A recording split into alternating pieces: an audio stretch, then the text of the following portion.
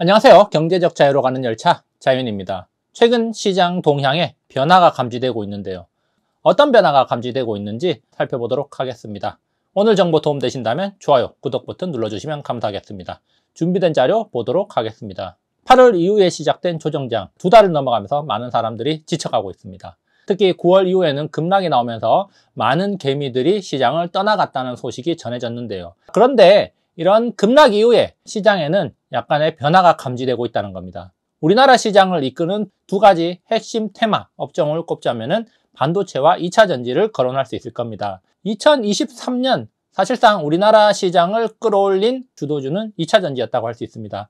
자, 여기 검은색 에코프로, 초록색이 에코프로비엠, 빨간색이 SK하이닉스, 파란색이 삼성전자인데요. 지난 3월 말부터 지금까지 보면은 에코프로 굉장히 많이 올랐다가 하락 조정받고 있고, 에코프로비엠도 많이 올랐다가 하락 조정받고 있고, 하이닉스와 삼성전자는 조금씩 올라가고 있는 모습 보여주고 있습니다. 올해 초부터 현재까지를 놓고 본다면 반도체와 2차 전지를 비교했을 때 반도체가 너무 초라하다라고 볼 수가 있겠지만 10월 급락 이후의 시장을 보면은 약간 다른 양상이 나타나고 있습니다. 물론 10월 급락 이후라고 해도 지금까지 한 달도 채 안 되는 기간이긴 하지만 의미 있는 변화가 나타나고 있다는 거죠. 앞서 살펴봤던 SK하이닉스, 삼성전자, 에코프로비엠, 에코프로의 10월 이후에 흐름을 나타낸 복합 차트입니다. 10월 이후에 시장이 급락을 했죠. 급락을 할 때도 사실 SK하이닉스는 올랐습니다. 삼성전자는 횡보를 했어요. 그런데 에코프로비엠과 에코프로는 큰 폭으로 하락을 했고, 그리고 강한 반등이 나왔습니다. 그런데 여기서 제가 주목하는 것은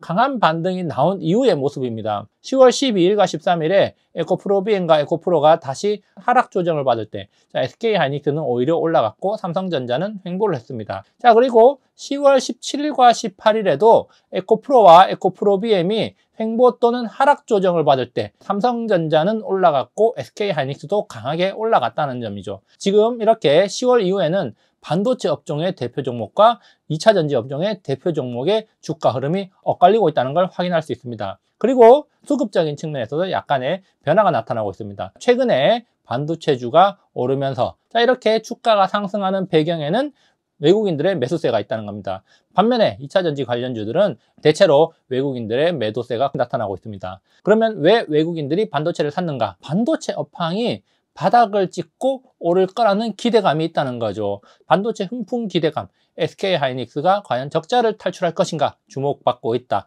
D램과 낸드 플래시, 현물 가격이 바닥을 찍고 반등하고 있기 때문에 적자 탈출 가능할 것이다. 이런 이야기가 나오기도 하고, 삼성전자가 실적 발표를 했는데 시장의 예상치보다 높은 실적을 보여줬습니다. 전년 대비해서는 실적이 감소했지만 시장 예상치보다 실적이 좋은 걸로 나오면서 주가가 견고한 움직임을 보여주고 있는데요.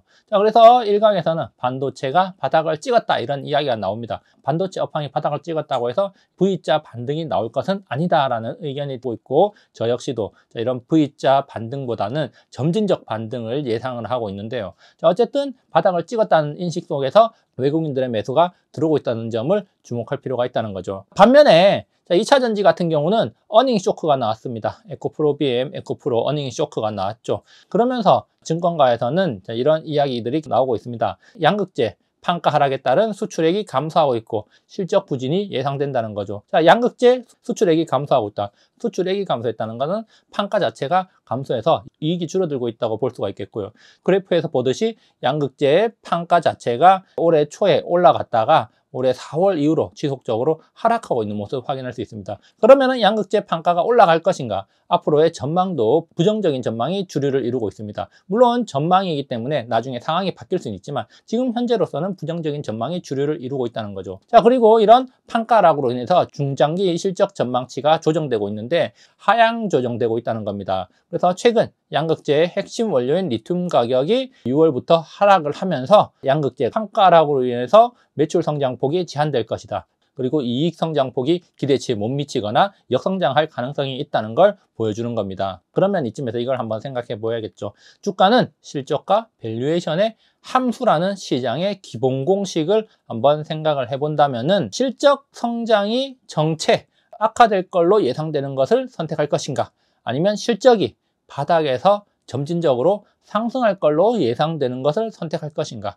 어떤 선택을 하든 그것은 투자자의 몫이지만 실적이 정체되거나 악화되는 것보다는 실적이 바닥을 찍고 오를 것에 베팅하는 게 더 나을 것이다. 이렇게 생각해 볼 수 있습니다. 미래는 알 수가 없습니다. 그리고 제가 제시한 것은 겨우 10월 이후의 데이터죠. 10월 이후부터 현재까지로 친다면 한 2주가량 되는 데이터인데 이 짧은 기간의 데이터를 가지고 어떤 것이 정답이다, 어떻게 될 것이다 단정 지을 수는 없다고 생각합니다. 그렇지만 시장을 오랫동안 관찰하다 보면 이런 것을 발견할 수 있습니다. 어떤 산업이 오랫동안 고성장을 이어가기란 굉장히 힘들고, 그리고 어떤 산업이 오랫동안 침체에 있다가 살아나는 국면이 찾아온다는 것을 확인할 수 있다는 거죠. 그래서 오랫동안 고성장을 이어왔던 산업이 무엇이고, 그리고 오랫동안 침체에 있었던 산업이 무엇인지, 그리고 어쩌면은 그런 것들이 서로 자리를 바꿀 위치에 있는 게 아닌가, 이런 생각을 하게 됩니다. 자, 오늘 여기까지 준비를 해봤고요. 좋아요, 구독 버튼 눌러주시면 감사하겠습니다. 다음에도 유익한 정보로 찾아오도록 하겠습니다. 감사합니다.